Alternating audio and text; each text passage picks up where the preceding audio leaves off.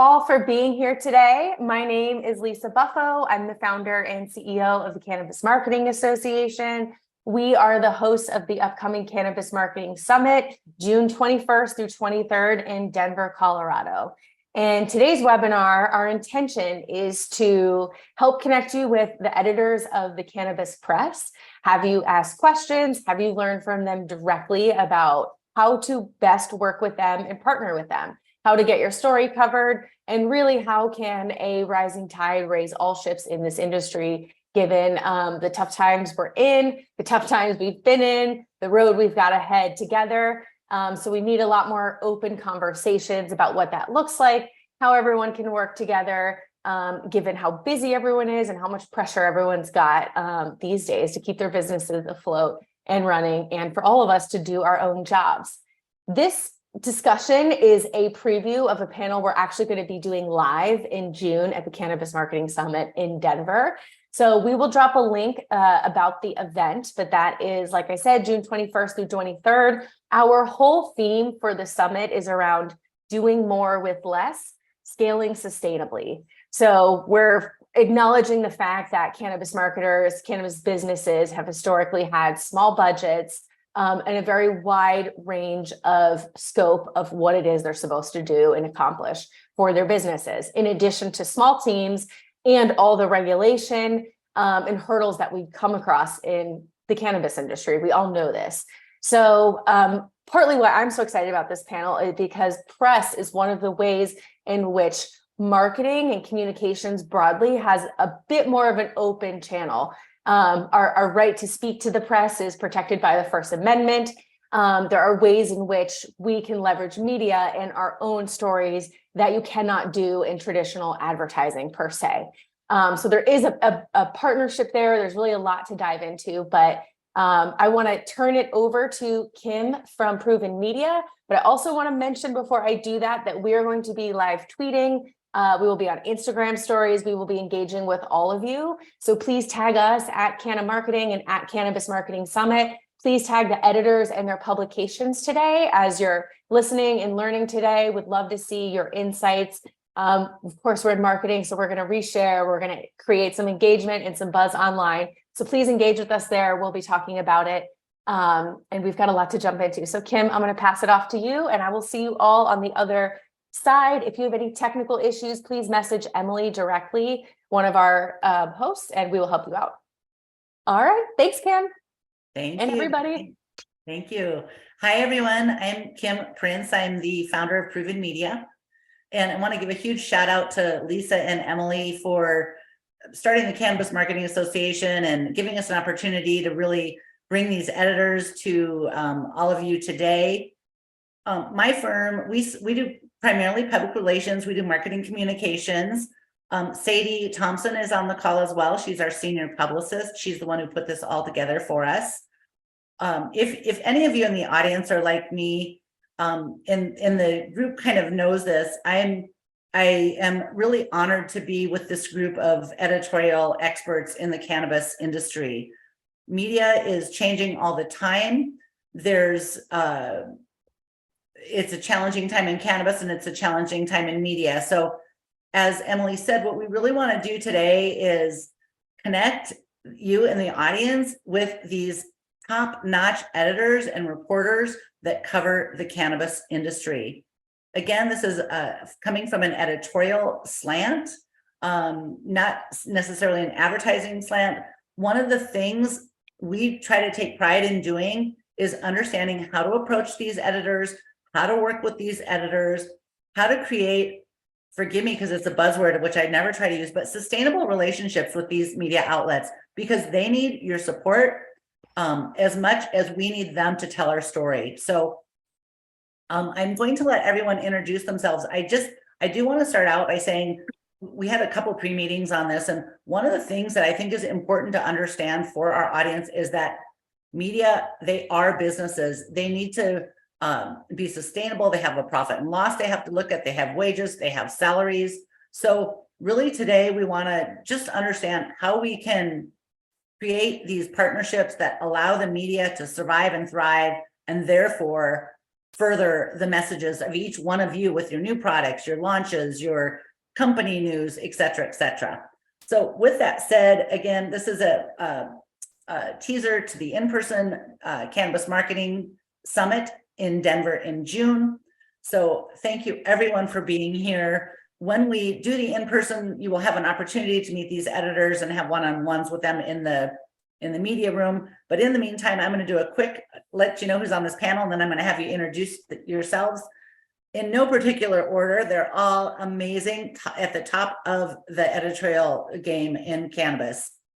We've got Jenel Stelton-Holtmeier from Green Market Report, Kate Lavin from MJBizDaily, Rachelle Gordon from Greenstate, Brian Beckley from Marijuana Venture, and Kathy Brewer from MG Magazine. So really, I mean, the best names in the business. And I'm gonna, why don't we start by having each of you just talk to the audience about, again, who you are, what your publication is, what your target is, and those types of things. And heck, let's start with Jenel.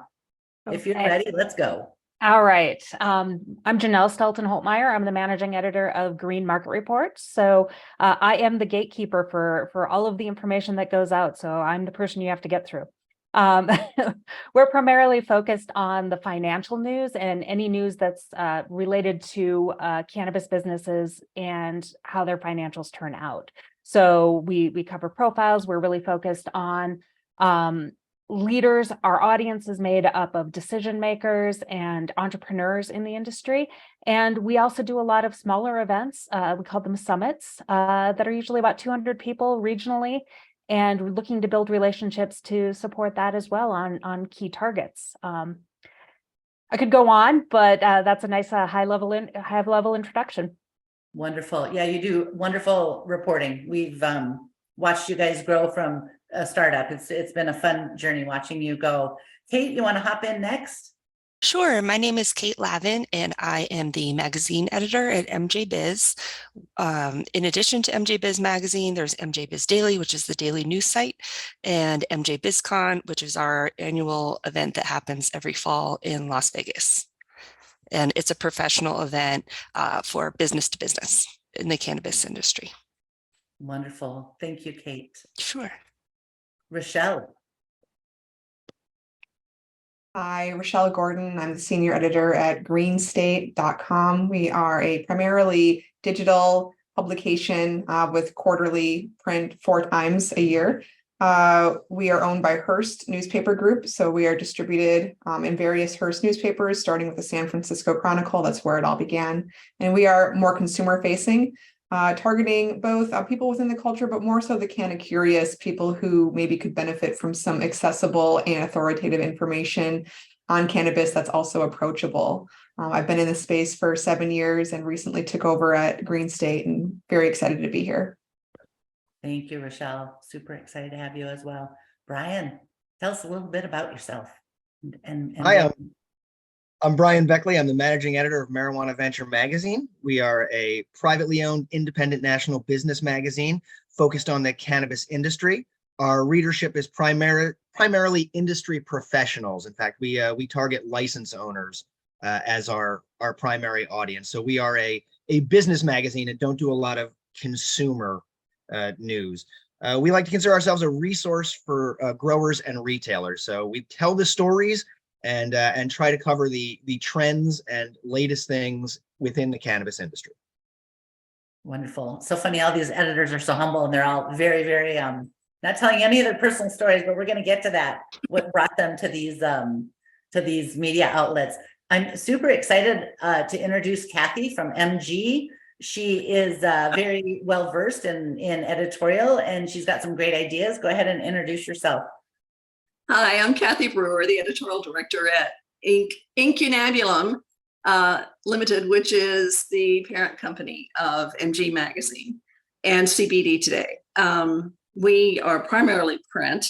We also have a daily news website, MJMagazine.com. We're independently owned, nationally distributed. We've been around since 2015. And our big push is to help the industry get better, to do business better. We're a solutions-oriented organization. We speak primarily to executives, and that's us, basically. Wonderful. Wonderful. You guys, I'm just going to dive in, and we didn't cover this question, but it just kept hitting my mind lately. For our audience, we often hear about AP style. When we submit press releases, we try to keep them in AP style. I'm always pulling out the AP style book or Googling it. How important is it in terms of the formatting? AP style calls for just the facts in a certain order, most important to least important, those types of things. Tell me, does anyone want to jump in and talk about how to submit a press release? Talk about the words, what they're looking for, whether they want fluff, whether they don't want fluff. What's the best way for our audience? Jenel is like, no fluff. I'm like, does somebody want to, how do you like to receive your press releases, Jenel? What are you looking for? 1 page, 3 pages? I mean, talk a little bit about how you like to receive your press releases. Number one, I would say don't focus on the style. When you're sending something to me, everything we publish is rewritten. We will never publish anything that comes to us just straight up. I can't say, well, I shouldn't say never, but 99% of the time we will go through it. We do not want fluff. We will cut out the quotes that just say we're awesome, things like that, just because it doesn't add value, and it just basically provides. I understand you want to look good, but it really doesn't provide the information that we're looking to provide to our audience, which is the core details of what's going on, why it matters to the industry, why it matters to them. So concise is best, but make sure you include all the information that's necessary. And if you can, tell us why you think it's relevant to the industry, not just why it's relevant to your company, but why would anyone else care about this? Whether that's your other stakeholders, or just your competitors even, or I know you don't want to give them trade secrets, but why does it matter? That's the number one thing I'm looking for. I will redo the style anyway. Yes, interesting. Brian, you guys, and I want to explain to the audience, we're looking at like Marijuana Venture, MG, those are print magazines. They can run up to 90 days in advance. We've also got digital media on here who can turn around a story quickly as well. Brian, I love your feature style reporting that you do with MJ Venture, with Marijuana Venture. You've got news briefs up front, but then you also do feature stories. Tell us a little bit about how you guys sift through what you're receiving and really what you're looking for in terms of your what people submit to you. Well, at Marijuana Venture, we do focus primarily on feature stories. We like to tell the stories of the industry, and through those stories, we like to highlight the successes and challenges so that other operators and other license holders can use those stories and learn from them to better their own businesses. But because we are a print publication, we are 3 months out usually. We are currently working on our July issue, for example. It will go to press next week. So we are very far out. We do have a section in the front where we do news briefs, but because we are that far out, it's difficult to follow them with any sort of hard news edge to them. By the time you've read our brief, it's probably already happened 2 months ago. So our news briefs, we like to call stories that we're following. These are topics that within the industry that aren't maybe feature length for our magazine, but certainly something interesting of note. We like a lot of data points in there. So when we get press releases, I like to see numbers in them. Show me the numbers right off the top and include your sources, because I'm going to check. I have a 5-year-old. You're not getting anything by me. So we will check your sources when they come in. Did I answer your question? Yeah, that was great. That was great. I want to ask Kate something here. Kate, especially, and Kathy as well, how many new submissions are you guys receiving a week so our audience understands that it's highly competitive to get stories in? You've got to be cinched up, you've got to be relevant, you've got to be newsworthy. So again, Kate and Kathy, how many pitches are you receiving a week on average, or a month? I would say maybe 300 a week. I probably get about 60 a day. A lot of them straight to my email box, but then there's also an editorial at email box. So lots of times, I'll end up getting 3 of them, like one to magazine at, one to editorial at, one to me, and it's all of the same. And I understand why that happens. And, I don't know that there's much you can do about it. But yeah. So I get a lot of pitches, and kind of a differentiating factor between, whether or not I bother opening it, I guess. Sometimes they're not even about cannabis. And then sometimes it'll be really consumer focused, a new flavor edible. That's probably, not something that I'm ever going to end up covering. So something that's about mergers and acquisitions, that would be important to me. Any kind of new technology, that kind of thing. So yeah, it is pretty competitive, just with so much coming in. I would say every morning I go through and delete a whole lot of stuff in my inbox. Yes. Kathy, how about you? Are you just getting, are you swamped with incoming requests for editorial? How does that work at MG? How's that going? It's really scary how much Kate's life and mine are like in that regard. I mean, it is amazing. People will contact me saying, did you get my email, or call me or text me? And I haven't seen it because it's buried under an onslaught of press releases that came in overnight. So yeah, we get hundreds a week. And like Kate said, a lot of them are not so much relevant to a B2B publication. They're about new flavors or, a new store opening. That's good news, and we'll run a brief about it, but it's not going to be something that really catches our attention as far as feature stories go, or, in-depth reporting goes. Yes, Kathy, as you said, you're B2B, so you're really looking for business news. Rachelle with Greenstate is, Rachelle, you're business consumer, is that correct? Yes.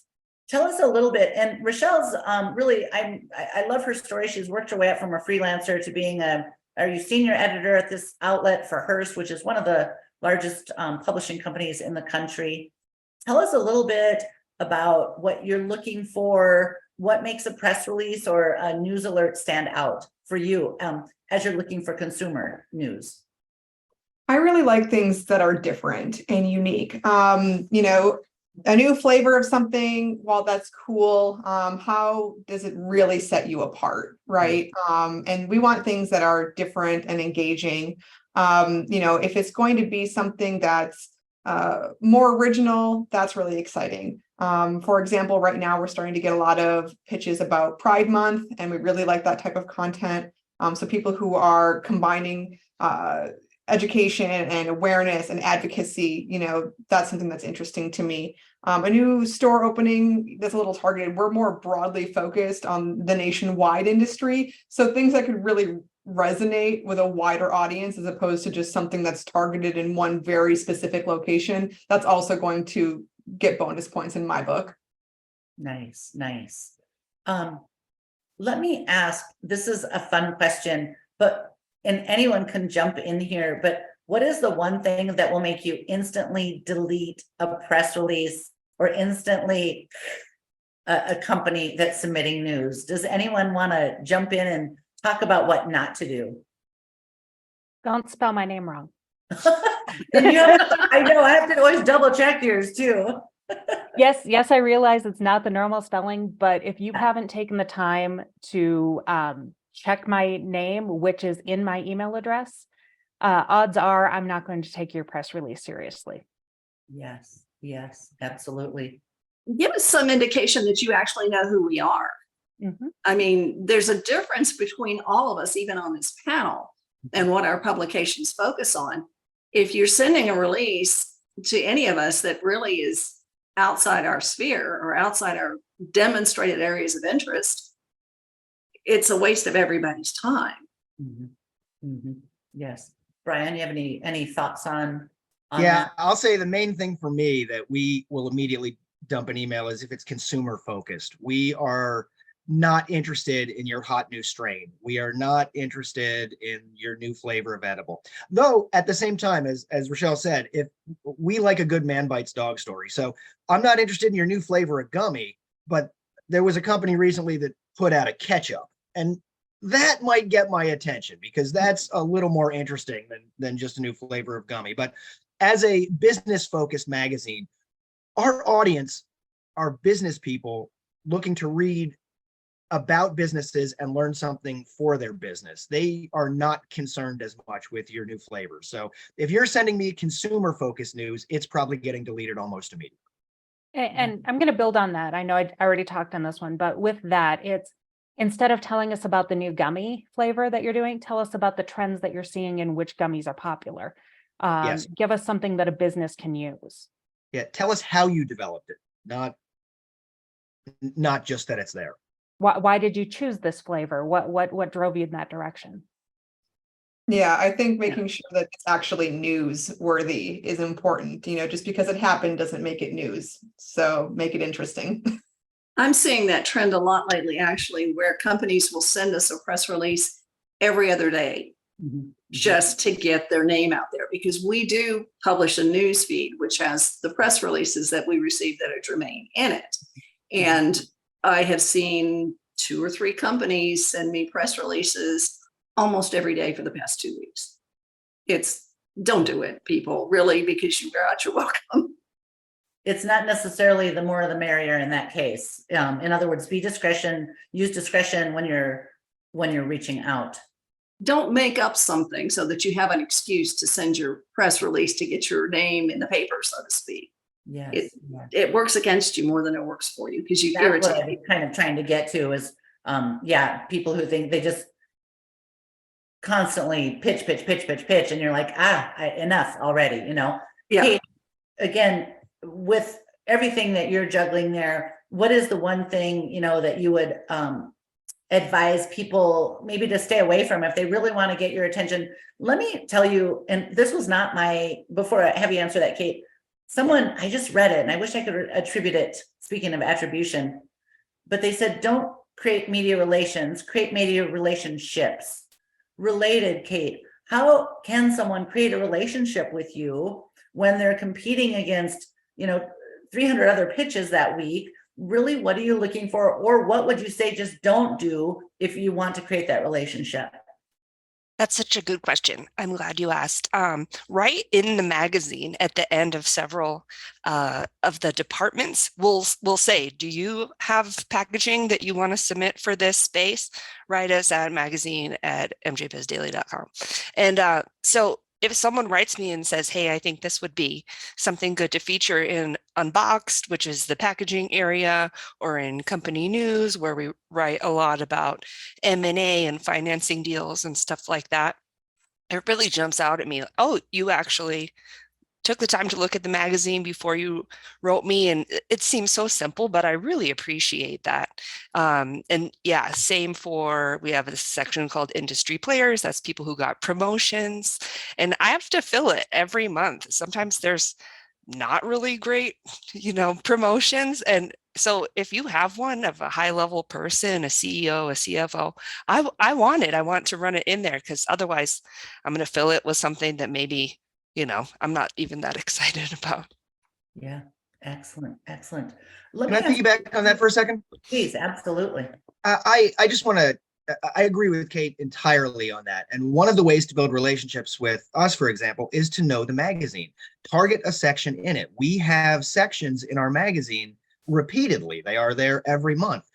So while if your company is highlighting something, we have a section called 5 Companies Killing It. So if you have some big number that you just hit, make sure you hit there. If you have a new hire or a CEO or advancement, we have a section that are small profiles. Target the faces of cannabis section for that.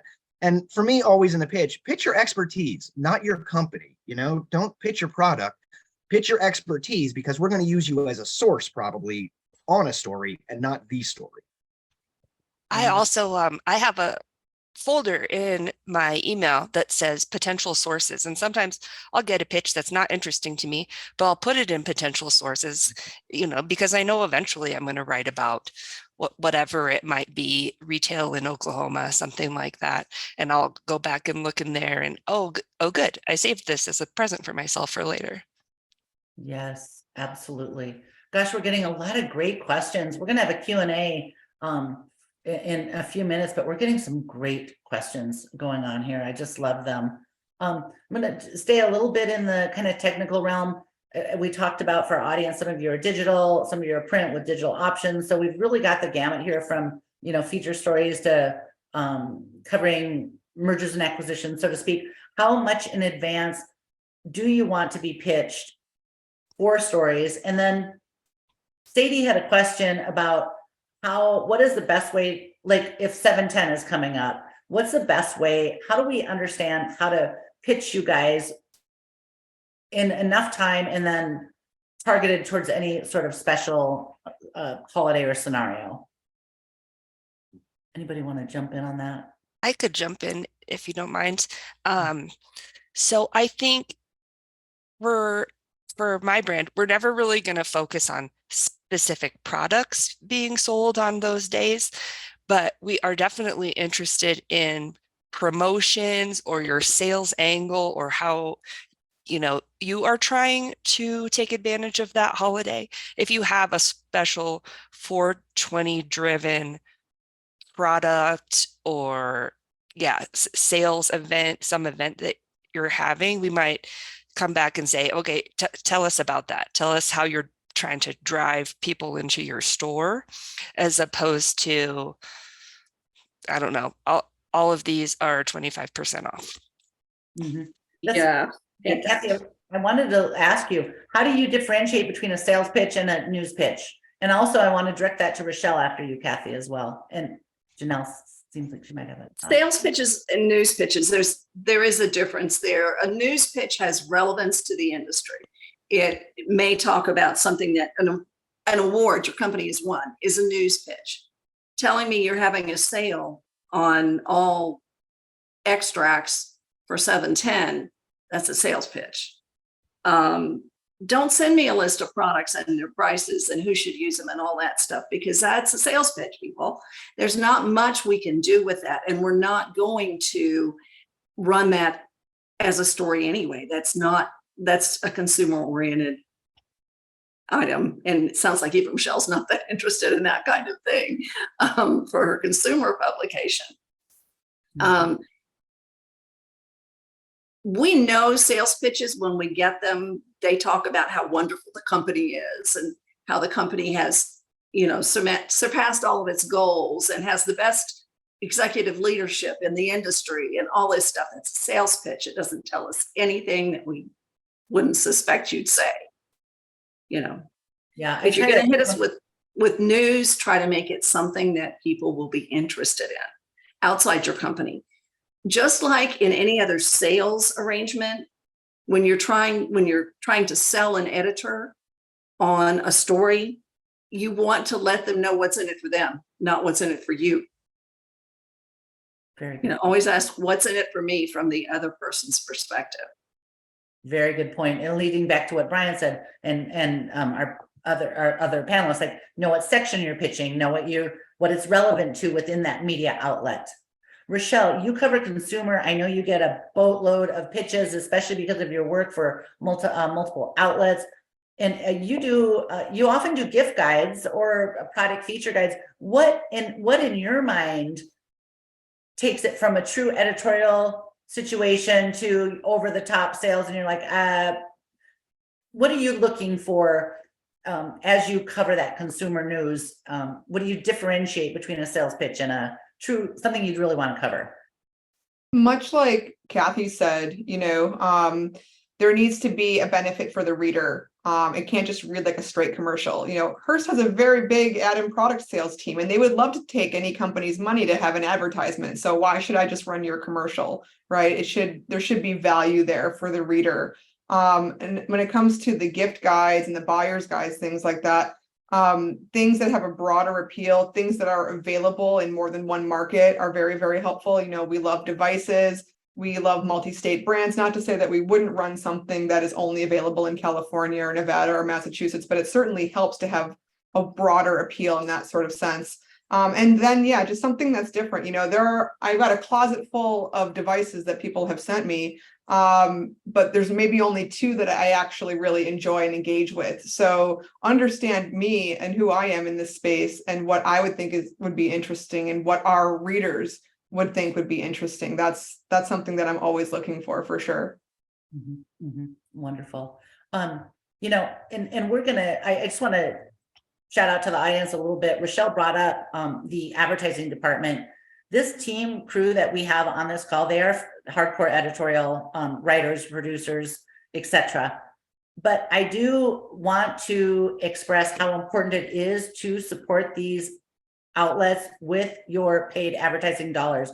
Each one of you, I'm assuming you're in marketing if you're on this call and you're wondering, our audience, you know, how to engage more with media. Don't forget to put your money where your mouth is in terms of placing ads, supporting that media. As we mentioned before, media is a business. Each one of these editors is trying to bring you their stories.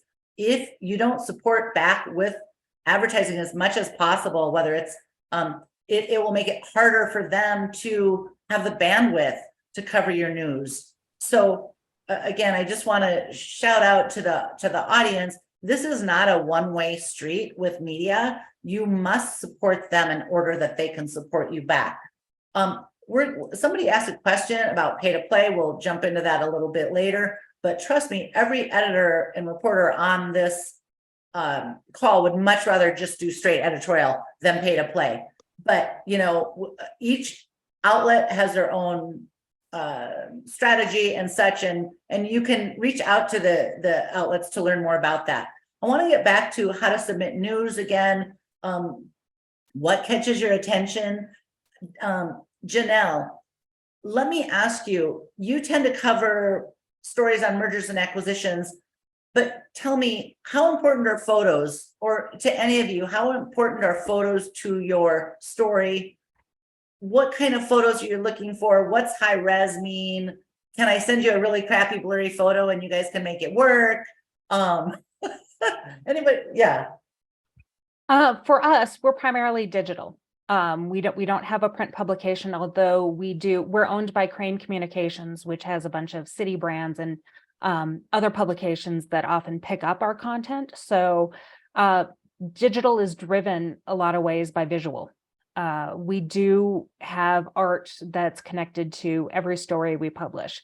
If it's unique to the story, absolutely love to have it. If it's individuals, send us the headshots automatically.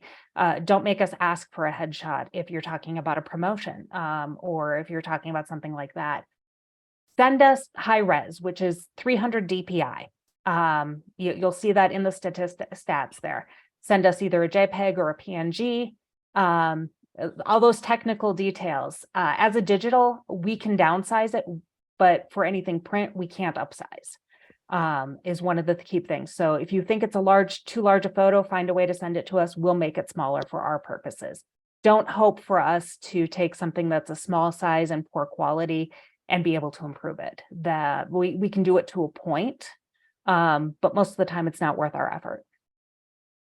Yes. You know what I always encourage my team to do too is leave room to crop it. Like a lot of my junior level team, they'll crop it in really big and I'm like, or tiny, and I'm like, no, leave room so the editor can make their own decisions about how to use that photo, how to crop that photo. Maybe they need it horizontal, maybe they need it vertical, and those types of things. Yeah, so, and we'll all have that different space requirement depending on how it's being placed and into which medium. Yes, wonderful, wonderful. We have some great questions here. Time is going. Yes. I just want to piggyback on that for a second. You asked about, we are a print publication primarily. We are a color glossy magazine. So for us, making sure that you have art and good art, high resolution art, is a good way to get our attention, because we have pages to fill and we have photographs we need to put into them. So if you're sending a news pitch with some interesting man bites dog story, show me the photo. You're probably going to get a lot more to get in there.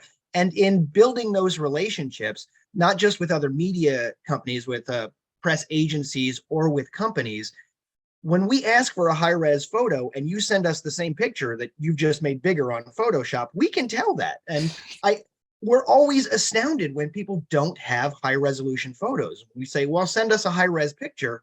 and they don't have one. Like, you have a high-res photo, make sure you can deliver a photograph of the thing that you're pitching so that we can see it. I just want to make sure I emphasize that, because I know that is a major pet peeve of our editor-in-chief, especially, is that make sure you get the high-res photos. That is a key to really getting our attention on it. If we have to ask multiple times and we don't get a high-res photo, your story might get spiked, and or we might not call you back. That's a way to lose the relationship, is if you can't deliver on a promise like that. One of the biggest things you can do for your clients as a PR person is insist that they get images made that are press-worthy, high-res images that you have access to, so that you can send them to the media. I can't tell you the number of times we've contacted somebody and said, hey, we need, somebody has pitched us on a story and we want to do it, but we need a headshot of an executive, for example, and they don't have any. Or they want us to run something about a product. They don't have any images of it. There's nothing we can do without an image, people. So seriously, that is one of the biggest favors you can do for your clients. Yes, absolutely. For our audience, the most important thing you can do is package that up like a present for the editor that you're pitching it to. Make sure that they have everything they need, the contact information, a quote, product details or story details, a high-res image. If you can take away, I just want to emphasize that these reporters are just like the rest of us. They've got too much to do. They're probably overworked, underpaid, all the things we all think we are. And, it's a struggle out there. So do what you can do to make their jobs easier, and package that press release up in the way that they want it packaged for their outlet, and make their jobs easier, because that's really, we talked about creating a partnership with the outlets. It's super important to get that photo, as Kathy and the crew talked about. Get the high-res photo, pay the extra, get your photographer in there and make it happen. I'm going to jump into some of the questions here. We've got some great questions. This was one that I just thought was really cool. Lily from Changemaker Creative. Can you tell us about a pitch you loved and what made it newsworthy? Kate, do you want to jump in on that one? Are there any pitches that just like you, that you're like, oh, that's it? And what turned you on about that pitch? Let's see.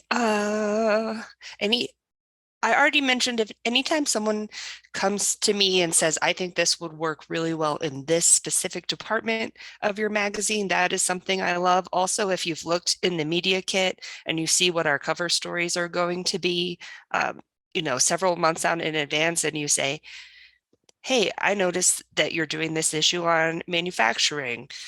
I have this client that has been using this new supercritical extraction machine, and they have a lot to say about how it compares to their old equipment. That I'm like, yes, that's exactly what I want. If you can put something like that in front of me, and I know this is going to be a perfect fit for the story that I already am going to be working on. I love that. How many of you are publishing editorial calendars in advance? Is that still a thing? Kathy? Oh, good. Most of them are. Most of them we do. But I have to say, our editorial calendar is a little nebulous when you get out several months. We may put something on our editorial calendar for 4 months in advance, but there's a chance that can change. If you're pitching to the calendar, know that may change. We'll probably get to that story eventually, but it's always in flux. So we're not nailed to our calendar. Great. But we do have one. And remember to do it months in advance. If you're pitching for print, if you're looking at a print editorial calendar, pitch that sucker at least 3 months in advance. Yes, that leads to one of the audience questions. Do your startups pitching you when they're too early? How early? Like Kathy said, 3 months out, and Brian's absolutely 3 months out for their outlets as well. Probably Kate with the MJBizDaily. Jenel, Rachelle, how far in advance do you like to receive stories?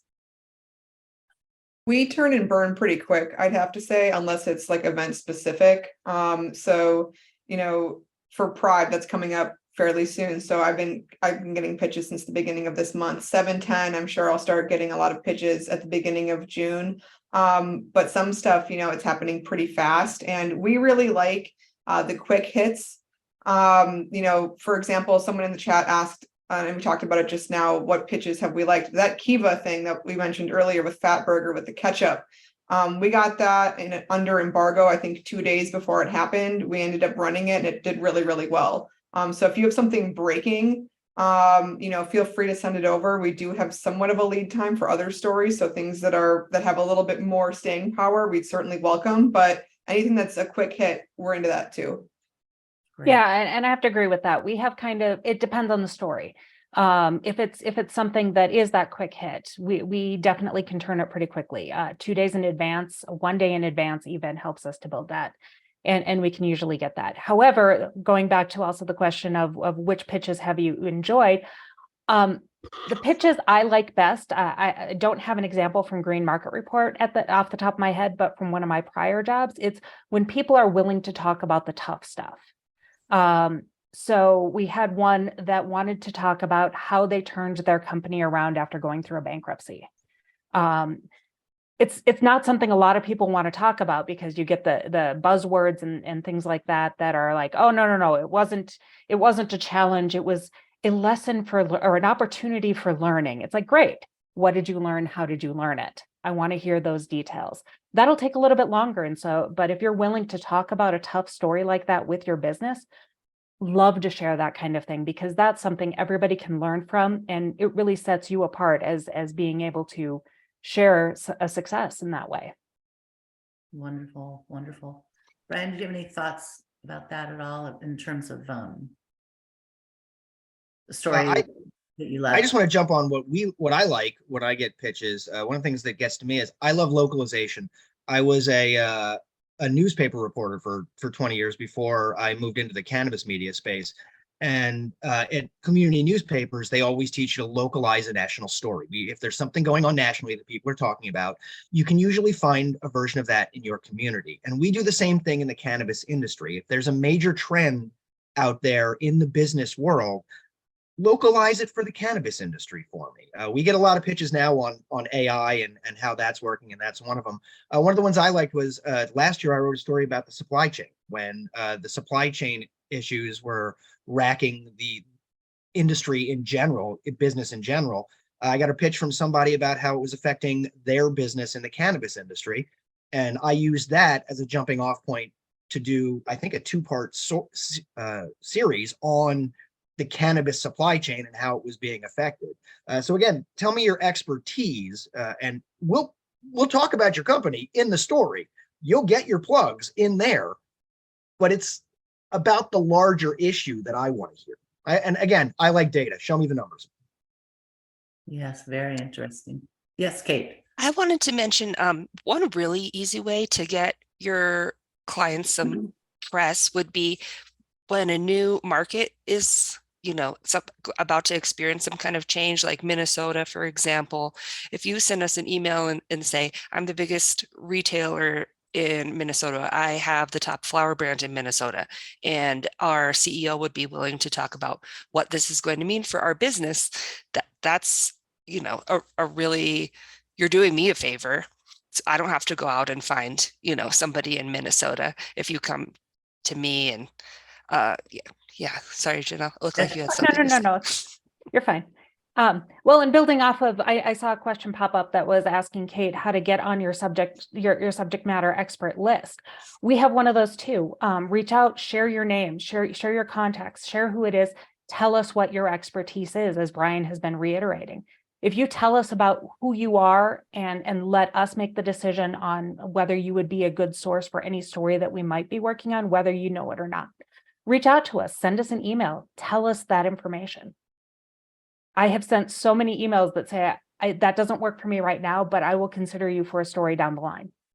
Yes, this is so important, I think, for our audience to understand, is reporters cover stories in their own time. like you said, just because you receive it in May doesn't mean that it's relevant for you in May, but maybe in August, you're going to be covering that segment of the industry and you can pull that back up because you remember it from a pitch. So this is, I think, so important to, especially with newcomers who are trying to pitch, understand that reporters have to cover it in the time that works for their outlet.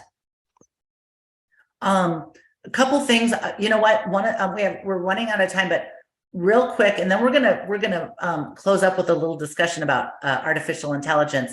But in the meantime, we have a question about quotes. And just as a PR person, I don't know, as an old crotchety PR person, I'm like, I am so tired of reading quotes that say, I'm so excited to join the team.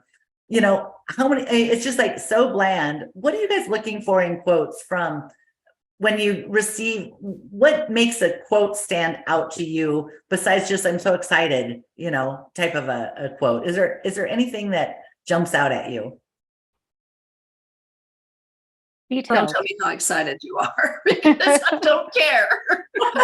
That's what I think. I'm like, okay, yeah. Yeah. Details. It's like we've covered a lot of earnings lately. We just got out of the bulk of earnings season for publicly traded companies. So if you're going to tell me, it's like, well, I'm looking forward to the future. What are you looking forward to the future? What are your plans? What is your strategy going forward for improving your top line, your bottom line, whatever it is? Give us the details, not how happy you are. That's it. Specifics. Yes. And don't just reiterate the press release. Give me something else. Don't just tell me that you created a new product. Don't just tell me whatever the headline is in the press release. Add something to it. If I want to use the quote, and I do want to use the quote, I want to get that voice into the story. It's natural tendency. Make it interesting. Don't just tell me you're excited. Tell me why. Tell me how. Expand on what you're doing. If you're sending a release, for example, about an acquisition or a major funding, and you've just completed a funding round or something, have the CEO or the CMO or the CFO talk about where that money's going to go. How are they going to use that investment? I think the substance is important, but also the length. And remember that like one sentence isn't going to cut it, but also don't send over a novel. Send us, like, I usually ask for like at least a paragraph in an answer, because then I can also cut it down if I need to, you know. You don't want to go overboard, but typically for me, more is less is more, or more is less. I guess there's a healthy balance, right? So give us something to work with that we can edit if we need to. Yes, gives you something of substance that you can massage in terms of making it a little shorter if needed. Also make it sound human. Yeah.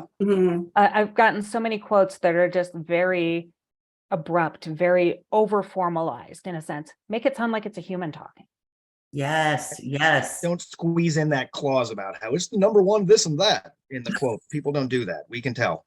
Oh, that's the worst. I can't stand that. We just had a client ask if he could, and we love this client, so we let him do what he needs to do sometimes, but he's like, can we rewrite the press release? And it went from 1 page to 2 pages, and it was all that, you know, it was like, we're the greatest, I don't know, we laughed, and then we cut it all back down and sent it back to him and told him we weren't going to do that.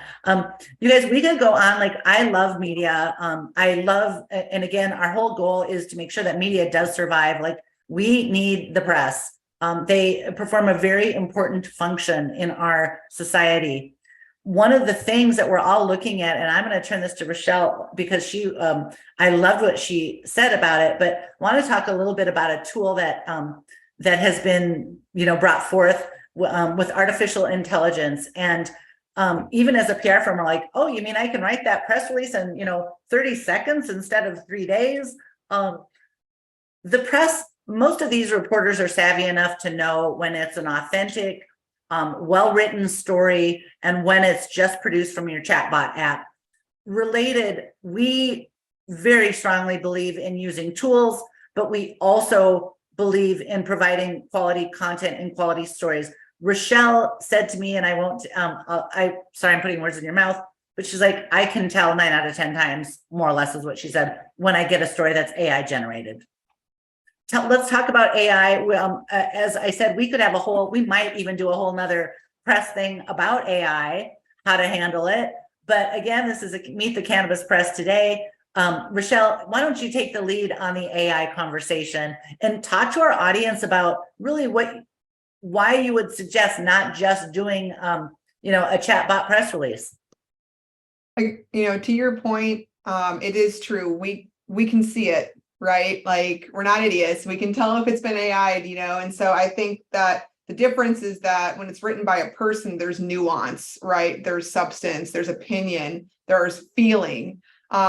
I feel like ChatGPT and these other tools are really awesome for research purposes, right? You don't have to read, 6 separate different things from Google. It's all right there if you give it the right prompt. So feel free to use it for research, but don't let it be the end all be all, because we can tell. Someone just sent me an article the other day and said, what do you think about this? And I immediately wrote back, like, did AI write this? And guess what? There are checkers online too. Like, you can literally run text through and can detect AI. So you can't fool people, right? But let it guide you, but don't let it be the end all be all. Wonderful. Does anyone else have any comments? Kate, Jenel? Well, AI, in its current iteration, AI has been around for a really long time, but in its current iteration, it's relatively young, and it doesn't know how to filter accurate information either. So it's something that you have to be very careful about using if you're planning on using it for something like pitches and press releases, because it could be pulling something that's completely inaccurate. And as Brian noted, we're going to check. Yes. Anyone else? Kate, Kathy, Brian, any comments on AI? No, I think they've nailed it. We can tell there are certain phrasings, and the word that Rachelle used that's correct is nuance. It's the nuance in the language, and AI just doesn't have it. It repeats a lot of similar phrases. It does a lot of setup and answer of its own question, and we can tell. And again, as I think it was Jenel mentioned earlier, we're probably going to rewrite anything you give us anyway. When we get it to our editorial team, we're going to run it through the Marijuana Venture filter system and put it into our voice and into what's right for our magazine and our publication anyway. But when we get the AI releases, it does make us, I don't know if this is the one, because who are we going to get back when we respond to this and ask for help anyway, And the filter that we run it through isn't just for voice. I mean, yes, the voice is important too, but it's also for space. We're especially with the print folks. I mean, digital, we have a little bit more leeway on that, but there's a set amount of space that you have for running some of these things. So you want to get the relevant information into that space that you have allotted for it. Yes, wonderful. Well, you guys, we're wrapping up. And again, I'm so honored to bring all of you together. I want to tell the audience again, we've got Jenel Stelton-Holtmeier, Managing Editor of Green Market Report, Kate Lavin, Magazine Editor, MJBizDaily, Rachelle Gordon, Senior Editor, Greenstate, Brian Beckley, Managing Editor of Marijuana Venture, Kathy Brewer, MG Magazine. Again, I'm Kim Prince. I want to give a huge shout out. We're going to bring Lisa back on to the Cannabis Marketing Association. To all these reporters here, we'd like to do this again and dive into some other topics. Again, it's just a huge honor. We've got Sadie Thompson on our panel as well, who helped us coordinate all this. So Lisa, again, bringing it all back to the Cannabis Marketing Association, who gave us this opportunity. Please tell us about the summit and how people can get involved with the summit and with your organization. Yes. Emily, can you drop some links in the chat? But the conference is June 21st through 23rd in Denver at the Hilton City Center. Very easy to get to. It's right in downtown. It's 2.5 days. So it's all day Thursday, almost all day Friday. And then we've got a welcome reception on Wednesday night. Again, like I mentioned, we are covering all things cannabis marketing. We've got workshops from budgeting, how to build a marketing budget quarter by quarter through the year and tie it to ad spend. We're doing a session on negotiation.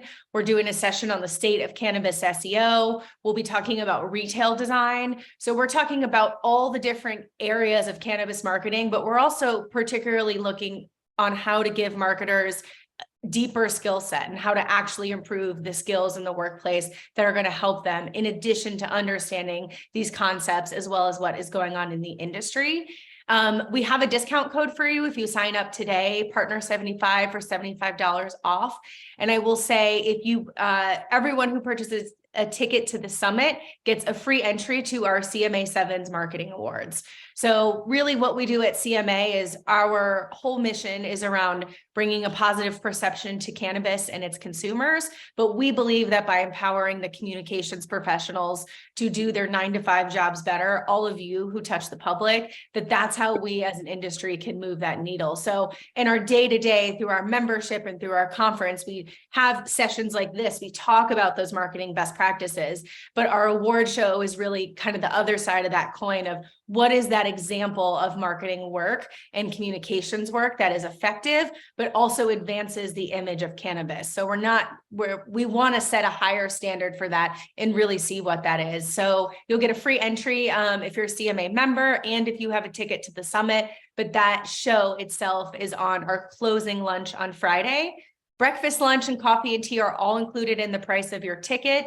On Wednesday night, on our opening reception, we're doing everything will be in the expo hall, so you'll be able to connect with our vendors. We're also doing a pop-up for the brands and retailers that are going to be there. We've got a whole cohort of Colorado social equity folks coming as well. Lots of fun stuff. Our after party is at a rooftop. So it's at the Catbird Hotel rooftop in Denver. It's in Rhino. It overlooks the city and the mountains. So it's an indoor, outdoor, nice, fun Colorado summer rooftop vibe, if you get my drift. And then what else do we got going on? There's one other thing I wanted to mention. The summit, tickets, after party. If you are interested in sponsoring or exhibiting, again, all the meals will be in the exhibit hall. We are also doing an Ask Me Anything with our exhibitors during our cocktail hour. So a lot of you have questions like this, like how do you do programmatic advertising? What is the ROI on a banner ad? What does it mean to go to print? So we're actually having our exhibitors kind of speak to it AMA style. So it makes it a little easier than just like, what is your pitch and what does your company do and how do we interact? So we're really trying to create content as much as possible. And the news I'm the most excited about is our keynote speakers, Nancy Whiteman, CEO of Wana Brands, and Cassandra Farrington, former CEO of MJBiz. The session is called Bootstrapping to 100 million plus.